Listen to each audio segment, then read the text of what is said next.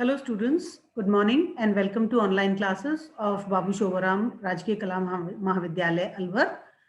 I am Dr. Gayatri Yadav, Associate Professor in Geography, and we are doing the second paper of BA Part 2, that is Human Geography. हम मानव भूगोल कर रहे हैं और आज जो टॉपिक हम मानव भूगोल में करेंगे वो है ग्रामीण बस्तियों की उत्पत्ति और विकास के कारक, factors of the growth and development of rural settlements.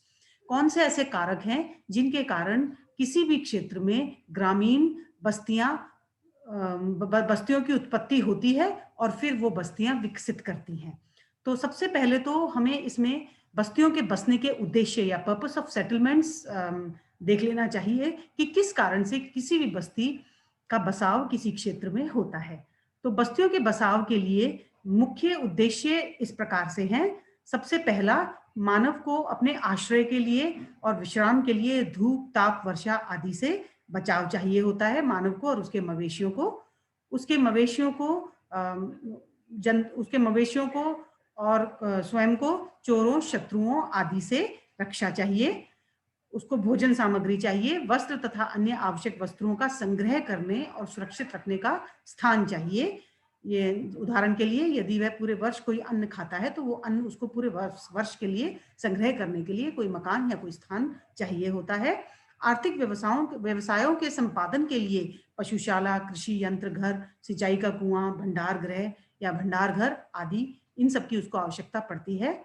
और सामाजिक व्यवस्था के लिए उसको पंचायत घर, चौपाल, सांस्कृतिक उन्नति के लिए शिक्षालय, स्वास्थ्य के लिए अस्पताल, राजनीतिक प्रशासन के लिए कार्यालय आदि, ये सब सुविधाएं उसको बहुत आवश्यक हैं। तो हम ये मान सकते हैं कि ये ऊपर के जो 5 फैक्टर्स हैं ये किसी भी बस्ती के बसने के लिए उद्देश्य होते हैं। अब हम आते हैं मानव बस्ती के उत्पत्ति और विकास के कारकों पर। तो सबसे पहले मानव बस्तियों की स्थिति, उनका आकार, उनका विन्यास, ये सब निम्नलिखित कारकों का इन पर प्रभाव रहता है। यानी बहुत प्रकार के कारक हैं जिसमें जैसे कि प्राकृतिक कारक, आर्थिक कारक, सामाजिक कारक, सांस्कृतिक कारक और राजनीतिक कारक। ये सभी कारक होते हैं जिनसे कि मानव की जो बस्तियां हैं उन पर इन सब कारकों का प्रभाव पड़ता है। तो हम एक एक करके इनको डिस्कस कर लेते हैं। प्राकृतिक कारक या नेचुरल फैक्टर्स जैसे कि जलवायु, भूमि की बनावट, ढाल की दिशा, सूर्य का प्रकाश और धूप, जलापूर्ति, मिट्टियों की उर्वरता, वनस्पति आदि, ये सब कारक प्राकृतिक होते हैं। यदि जलवायु अति उष्ण या अति शीत वाली जलवायु है तो वहां पर बस्तियां ज्यादा विकसित नहीं हो सकती। यदि विकसित हो भी जाएं तो वहां के लोग बहुत जल्दी अच्छी जलवायु की तलाश में पलायन कर जाते हैं। इसी प्रकार भूमि की बनावट, यदि बहुत ही उबड़ खाबड़ और ककड़ीली भूमि है और बहुत ही सूखी भूमि है तो उसके ऊपर मानव की बसावट नहीं होती। ढाल की दिशा, जैसे कि उत्तरी गोलार्ध में सदा मानव दक्षिणी ढालों पे बसना पसंद करता है क्योंकि उत्तरी ढालों में बहुत ठंड रहती है और दक्षिणी गोलार्ध में उत्तरी ढालों की ओर मानव की बस्तियां बसती हैं। सूर्य का प्रकाश और धूप, जहां पर पर्याप्त मात्रा में सूर्य का प्रकाश और धूप नहीं आती वहां पर मानव का बसाव बहुत कम होता है। इसका बहुत ही साधारण उदाहरण हम पोलर रीजन्स का ले सकते हैं। पोलर रीजन्स में बहुत साल में 6 महीने धूप और 6 महीने बिना धूप के उनको निकालने पड़ते हैं, इसलिए वहां की जनसंख्या अति विरल होती है। इसी प्रकार जलापूर्ति, मिट्टियों की उर्वरता और वनस्पति आदि, ये सब भी कारक हैं, प्राकृतिक कारक, जो किसी भी बस्ती के बसाव और उसके विन्यास को प्रभावित करते हैं। सेकंड है आर्थिक कारक। आर्थिक कारक मतलब कि धन उपार्जन। तो इसका मतलब यह है कि जहां पर मानव को जीविका निर्वाह मिलेगा, लिवलीहुड मिलेगा और उसके लिए उसे जो आर्थिक साधन अपनाने हैं या व्यवसाय अपनाने हैं उसके अनुसार ही गांवों या नगरों की स्थिति और इमारतों की रचना होती है। तीसरा है सामाजिक कारक। गांव के सामूहिक जीवन की व्यवस्था का ढंग, सामाजिक रीति रिवाज, प्रथाएं और परंपराएं, ये सब भी किसी बस्ती के आकार प्रकार को डिसाइड करती है। फिर है सांस्कृतिक कारक। धार्मिक विश्वास, शिक्षा, विज्ञान और तकनीकी में उन्नति का स्तर, जिन स्थानों पर ये सभी मानव को मिलते हैं वो वहीं पर बसने की कोशिश करता है। फिर है राजनीतिक कारक या शासन व्यवस्था। शासन व्यवस्था के कारण कई बार ऐसा होता है कि किसी प्रदेश की शासन व्यवस्था से तंग आकर लोग दूसरी जगह पलायन करते हैं और इसलिए वहां की बस्तियां फिर उजड़ जाती हैं। किसी भी बस्ती को बसाते समय सबसे मुख्य विचार उपयुक्त जलवायु, ऊपर के जो हमने डिस्कस किए फैक्टर्स उसके आधार पर उपयुक्त जलवायु, जलपूर्ति, भूमि की रचना, सूर्य का प्रकाश और मिट्टी की उर्वरता, ये सबसे मुख्य विचार है जो कि किसी बस्ती को बसाते समय किया जाता है। यदि ये सब उपयुक्त हैं, यदि ये सब अनुकूल हैं, तभी मानव किसी क्षेत्र में बस्ती को बसाता है या उस बस्ती में जाकर खुद बस जाता है। खनन या निर्माण उद्योगों के लिए स्थानों की समीपता, कच्चे माल की उपलब्धि और परिवहन के साधन भी प्रभावशाली होते हैं। जल आपूर्ति सबसे महत्वपूर्ण है मानव के लिए। जल आपूर्ति, यदि किसी स्थान पर जल खत्म हो जाता है किसी भी कारणवश, तो वहां से मानव फिर पलायन करने लगता है, क्योंकि बिना जल के जीवन बिल्कुल असंभव है। जल जीवन की नितांत आवश्यकता है। अतः प्रत्येक घर या पुरवा या गांव को बसाने से जल प्राप्ति की सुविधा को देखा जाता है। जल के समीप ही बस्ती बसाई जाती है। जिन प्रदेशों में कृषि के लिए वर्षा पर्याप्त मात्रा में नहीं होती, उन प्रदेशों में जल की आवश्यकता खेतों की सिंचाई करने के लिए भी होती है। तो ऐसे क्षेत्रों में इतना जल होना चाहिए किसी नहर या किसी और तरीके से, जिससे कि उस जगह पर लोग बस सकें। इसलिए गांव और पूर्वे किसी नदी या नाले के समीप या जल स्रोत, नहर अथवा झील के समीप बसते हैं। जहां ये साधन नहीं होते, वहां कुएं खोदकर जल प्राप्ति की जाती है। जिन क्षेत्रों में कुएं खोदने पर भी जल नहीं मिलता और अत्यंत कठिनाई से जल प्राप्त होता है और कृषि के लिए पर्याप्त जल मिलने की संभावना नहीं होती, उन क्षेत्रों में बस्तियां नहीं बसती। यदि बस भी जाती हैं तो जल के बीत जाने पर या जल खत्म हो जाने पर लोग वहां से पलायन करने लगते हैं। थार, अरब, सहारा और गोबी के मरुस्थलों में अत्यंत कम बस्तियां हैं, क्योंकि वहां जल प्राप्ति के साधन अल्प हैं। यदि जल है ही नहीं तो बस्ती बसेगी नहीं। यदि जल है और बाद में जल किसी कारणवश समाप्त हो गया है, तो वहां से लोग पलायन करके वो बस्ती धीरे धीरे फिर उजड़ जाती है।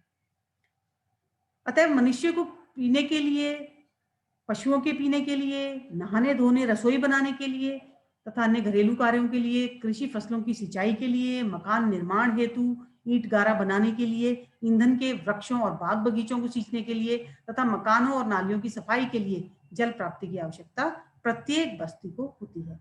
इसलिए किसी प्रदेश में जल प्राप्ति की सफलता के अनुपात में वहां की बस्तियों की संख्या होती है। इसका उदाहरण भारत में अधिक वर्षा वाले प्रदेश जैसे बंगाल, बिहार, पूर्व उत्तर प्रदेश तथा अल्प वर्षा वाले राजस्थान क्षेत्र में बस्तियों की क्रमशः अधिक और कम संख्या है। गांवों में कुओं के आसपास मकानों की सघन बस्तियां हो जाती हैं। किसी बड़े गांव में कई कुएं बनाए जाते हैं। नदियों के क्षेत्रों में भी अधिक बस्तियां यानी सघन बस्तियां होती हैं, किंतु बाढ़ क्षेत्रों को बिना बसा हुआ छोड़ दिया जाता है, क्योंकि प्रतिवर्ष वहां बाढ़ का पानी आता है और वो बस्ती वहां से उजड़ जाती है। नाइजीरिया के कुछ क्षेत्रों में बाढ़ अधिक आने से लोगों ने नदियों और बाढ़ क्षेत्रों को छोड़कर नदियों से कई किलोमीटर की दूरी पर गांव बसाए हैं, परंतु उन्होंने ऐसा कार्य बाढ़ से रक्षा पाने के लिए किया है, न कि जल से दूर भागने के लिए। यानी बाढ़ यदि नदी के बिल्कुल किनारे पर यदि बसावट होगी तो बाढ़ का पानी आकर उस बसावट को क्षति पहुंचा सकता है, इसलिए वो लोग बाढ़ नदी से थोड़ी दूर जाकर बसावट करते हैं। जहां नदियों से जल नहीं पहुंच पाता तथा जल प्राप्ति के अन्य साधन भी नहीं है, वहां कोई बस्ती नहीं बसाई जाती। तो ये है जल, जो किसी भी बस्ती के लिए सबसे महत्वपूर्ण कारक है। ये फर्स्ट और सबसे मोस्ट इंपॉर्टेंट फैक्टर है। और जो सेकंड फैक्टर है वो है समतल भूमि। उबड़ खाबड़ भूमि पर या पहाड़ी भूमि पर या ऐसी भूमि जिसमें बहुत अधिक ढाल है, ऐसी भूमि पर किसी भी तरह से कृषि संभव नहीं है। इसलिए यदि कृषि को आधार बनाना है तो बस्ती समतल होनी चाहिए, जिससे कि वहां पर खेती की जा सके। कृषि और मकान बनाने के लिए समतल भूमि सर्वोच्च होती है। इस पर खेती की सिंचाई के लिए नहरें या कुएं बनाने की सुविधा होती है। समतल भूमि की मिट्टियां उपजाऊ होती हैं और खेतों को बड़ा तथा विस्तृत बनाया जा सकता है, ताकि कृषि के यंत्रों का उपयोग हो सके। समतल भूमि पर कृषि की उपज और चारे का परिवहन भी आसानी से होता है, क्योंकि समतल भूमि पर परिवहन मार्ग सरलता से बन जाते हैं। इसके विपरीत पठारी या पर्वतीय भूमि पर कृषि योग्य भूमि कम होती है, वहां परिवहन आदि की बड़ी कठिनाइयां रहती हैं। इसलिए पठारों पर मैदानों से बस्तियां कम होती हैं और पर्वतों पर तो और भी कम होती है।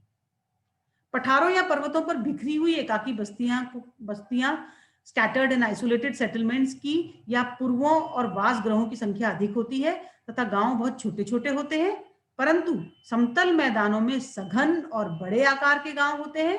यद्यपि संयुक्त राज्य अमेरिका, कनाडा, ऑस्ट्रेलिया आदि के मैदानों में एकाकी फार्मस्टेड भी हैं। उसका कारण यह है कि वहां पर इतनी भूमि है और पॉपुलेशन इतनी कम है कि वहां पर बड़ी आसानी से लोगों को काफी भूमि मिल जाती है, तो उसमें वो अपने फार्मस्टेड, एकाकी फार्मस्टेड बनाकर वो रहते हैं। फिर भी सामान्यतः सभी क्षेत्रों में मैदानों की बस्तियां बड़ी और पहाड़ों की बस्तियां छोटी होती हैं। पर्वतों पर गांवों की स्थिति ऐसी जगह होती है जहां सीढ़ीदार खेत काटने की कुछ सुविधा हो। वहां नदियों की उत्तल वेदिकाओं जैसे रिवर टेरेसेस, काप पंखे, एलिविल फैंस और धीमे ढालों पर बस्तियां होती हैं। उन्नतोदर ढालों की अपेक्षा नतोदर ढालों के को बस्ती के लिए छांटते हैं, क्योंकि नतोदर ढालों में कृषि योग्य भूमि होती है और मिट्टी के जमाव अपेक्षाकृत गहरे होते हैं। कश्मीर, हिमाचल प्रदेश, कुमाऊं, नेपाल, भूटान और अरुणाचल प्रदेश में सभी जगह ढाल की आकृति, कॉन्फ़िगरेशन का प्रभाव देखने में आता है। एल्प्स, रॉकीज, एंडीज पर बसे गांवों में भी यह प्रभाव स्पष्ट रूप से रहता है। सुरक्षा के विचार से मैदानों की अपेक्षा ऊंचे या पर्वतीय भूभागों की बस्तियों में अधिक सुरक्षा रहती है। इसलिए राजा महाराजाओं ने के किले ऊंची भूमि पर, टीलों तथा पर्वतीय कटकों पर बसे होते थे। ये सिर्फ सुरक्षा के लिए होता था, वहां पर सुरक्षा के लिए कुछ लोग तैनात होते थे, बाकी ज्यादातर जो गांव या बस्ती होती थी वो नीचे समतल भूमि पर ही होती थी। तो स्टूडेंट्स, आज हमने किया है rural settlements, growth and development, ग्रामीण बस्तियों की उत्पत्ति और विकास के कारक, और इसी टॉपिक को हम अगले वीडियो में भी कंटिन्यू करेंगे। तब तक के लिए इतना ही। Thank you and have a nice day.